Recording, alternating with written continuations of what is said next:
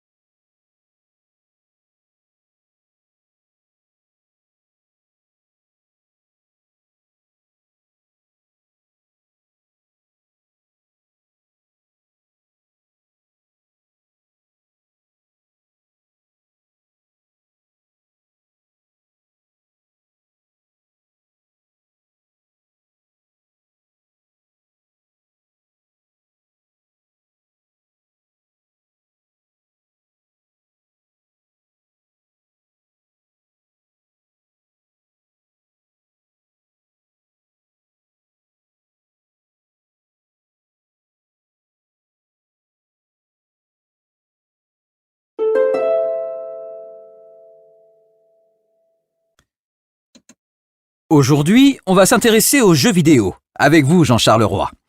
Vous êtes psychologue, spécialisé dans le développement cognitif des adolescents. Les jeux vidéo font de plus en plus d'adeptes à travers le monde et surtout chez les ados. Ils sont devenus incontournables. Les parents voient parfois d'un mauvais œil cette pratique qui détournerait leurs enfants de la vraie vie. Qu'en pensez-vous ? Alors, à mon avis, il faut aller plus loin que ça. Les jeux vidéo, c'est pas uniquement la violence qu'on décrit souvent. En fait, il y a des milliers de jeux différents, chacun a ses spécificités. Et il est primordial de prendre le temps de bien les choisir pour s'assurer qu'ils correspondent aux besoins des jeunes. Une expérience menée auprès des élèves d'un lycée de Bordeaux a montré que les jeux vidéo pouvaient soutenir l'apprentissage. C'est surtout auprès des jeunes en décrochage scolaire, Jean-Charles, qu'on peut attendre le plus de progrès ? Oui, mais attention, il n'y a pas de recette miracle, hein. Ce qui est intéressant, c'est que les jeux vidéo permettent d'inscrire l'école dans l'univers des jeunes. Parce qu'ils se sentent souvent éloignés de l'école, ils ont l'impression qu'elle fait partie d'une autre planète. Une planète à laquelle ils n'ont pas accès. Les jeux vidéo sont efficaces s'ils s'inscrivent dans une prise en charge globale de l'élève. Tant qu'ils auront l'impression que l'école ne mène nulle part, il y aura toujours des élèves en décrochage. C'est un travail d'équipe qui doit aussi se faire auprès des familles. C'est à la fois une prise en charge pédagogique et psychologique. Les jeux vidéo peuvent être un bon moyen de mettre en relation l'élève avec l'équipe enseignante. Justement, nous allons écouter Marine, qui a pu tester les jeux vidéo en classe. Oui, alors au départ, j'étais quand même surprise parce qu'on n'a jamais fait ça avant et j'aurais jamais pensé que les enseignants puissent nous demander de jouer aux jeux vidéo. Mais maintenant, je comprends l'intérêt. Ce ne sont pas les jeux habituels qu'on fait chez nous et où on veut toujours gagner contre les autres. Là, tout le monde joue ensemble, donc il faut s'entraider pour réussir. Les jeux développés pour les classes sont spécifiques.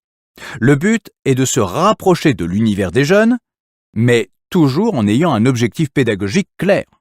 Il ne s'agit pas simplement de faire des jeux car c'est à la mode, non, mais parce qu'ils permettent une réelle expérience de groupe et peuvent soutenir les apprentissages. Ce qui est difficile, c'est que les professeurs n'ont pas forcément les connaissances nécessaires pour bien les utiliser. Cela demande quand même beaucoup de temps. Dans leur parcours professionnel, ils n'ont pas eu l'occasion d'aborder ce sujet et se sentent donc souvent démunis face à l'ampleur du travail pour mettre en place ce type de projet dans de bonnes conditions. Merci à tous pour vos témoignages et vos éclairages.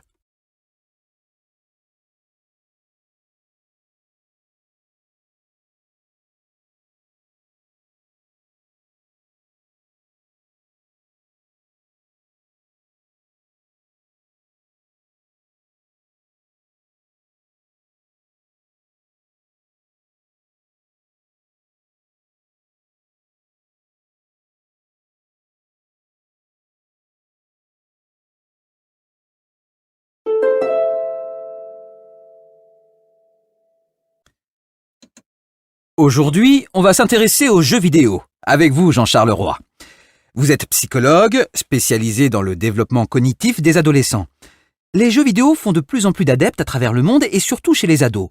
Ils sont devenus incontournables. Les parents voient parfois d'un mauvais œil cette pratique qui détournerait leurs enfants de la vraie vie. Qu'en pensez-vous ? Alors, à mon avis, il faut aller plus loin que ça. Les jeux vidéo, c'est pas uniquement la violence qu'on décrit souvent. En fait, il y a des milliers de jeux différents, chacun a ses spécificités. Et il est primordial de prendre le temps de bien les choisir pour s'assurer qu'ils correspondent aux besoins des jeunes. Une expérience menée auprès des élèves d'un lycée de Bordeaux a montré que les jeux vidéo pouvaient soutenir l'apprentissage. C'est surtout auprès des jeunes en décrochage scolaire, Jean-Charles, qu'on peut attendre le plus de progrès ? Oui, mais attention, il n'y a pas de recette miracle, hein. Ce qui est intéressant, c'est que les jeux vidéo permettent d'inscrire l'école dans l'univers des jeunes. Parce qu'ils se sentent souvent éloignés de l'école, ils ont l'impression qu'elle fait partie d'une autre planète. Une planète à laquelle ils n'ont pas accès. Les jeux vidéo sont efficaces s'ils s'inscrivent dans une prise en charge globale de l'élève. Tant qu'ils auront l'impression que l'école ne mène nulle part, il y aura toujours des élèves en décrochage. C'est un travail d'équipe qui doit aussi se faire auprès des familles. C'est à la fois une prise en charge pédagogique et psychologique. Les jeux vidéo peuvent être un bon moyen de mettre en relation l'élève avec l'équipe enseignante. Justement, nous allons écouter Marine, qui a pu tester les jeux vidéo en classe. Oui, alors au départ, j'étais quand même surprise parce qu'on n'a jamais fait ça avant et j'aurais jamais pensé que les enseignants puissent nous demander de jouer aux jeux vidéo. Mais maintenant, je comprends l'intérêt. Ce ne sont pas les jeux habituels qu'on fait chez nous et où on veut toujours gagner contre les autres. Là, tout le monde joue ensemble, donc il faut s'entraider pour réussir. Les jeux développés pour les classes sont spécifiques. Le but est de se rapprocher de l'univers des jeunes, mais toujours en ayant un objectif pédagogique clair. Il ne s'agit pas simplement de faire des jeux car c'est à la mode, non, mais parce qu'ils permettent une réelle expérience de groupe et peuvent soutenir les apprentissages. Ce qui est difficile, c'est que les professeurs n'ont pas forcément les connaissances nécessaires pour bien les utiliser. Cela demande quand même beaucoup de temps. Dans leur parcours professionnel, ils n'ont pas eu l'occasion d'aborder ce sujet et se sentent donc souvent démunis face à l'ampleur du travail pour mettre en place ce type de projet dans de bonnes conditions. Merci à tous pour vos témoignages et vos éclairages.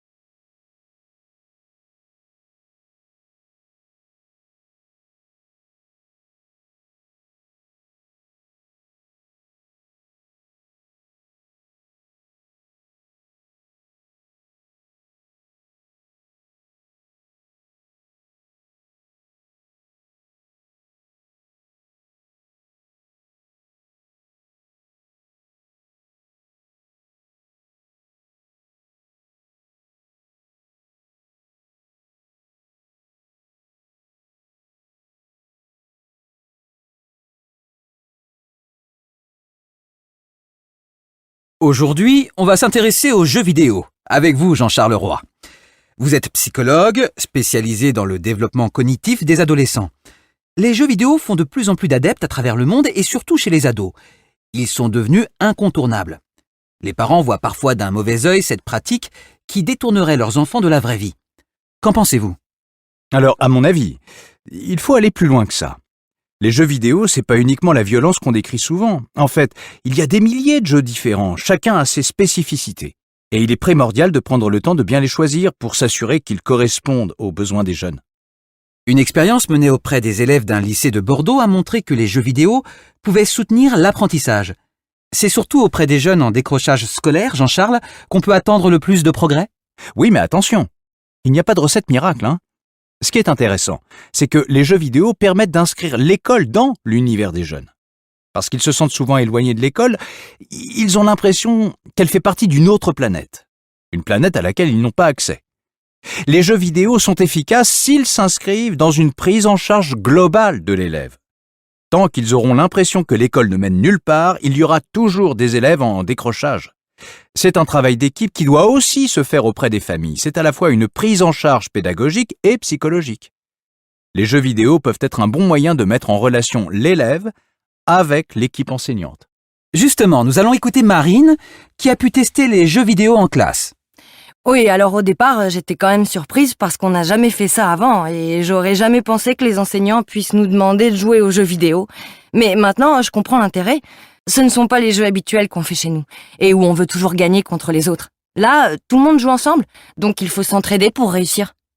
Les jeux développés pour les classes sont spécifiques. Le but est de se rapprocher de l'univers des jeunes, mais toujours en ayant un objectif pédagogique clair. Il ne s'agit pas simplement de faire des jeux car c'est à la mode, non, mais parce qu'ils permettent une réelle expérience de groupe et peuvent soutenir les apprentissages. Ce qui est difficile, c'est que les professeurs n'ont pas forcément les connaissances nécessaires pour bien les utiliser. Cela demande quand même beaucoup de temps. Dans leur parcours professionnel, ils n'ont pas eu l'occasion d'aborder ce sujet et se sentent donc souvent démunis face à l'ampleur du travail pour mettre en place ce type de projet dans de bonnes conditions. Merci à tous pour vos témoignages et vos éclairages.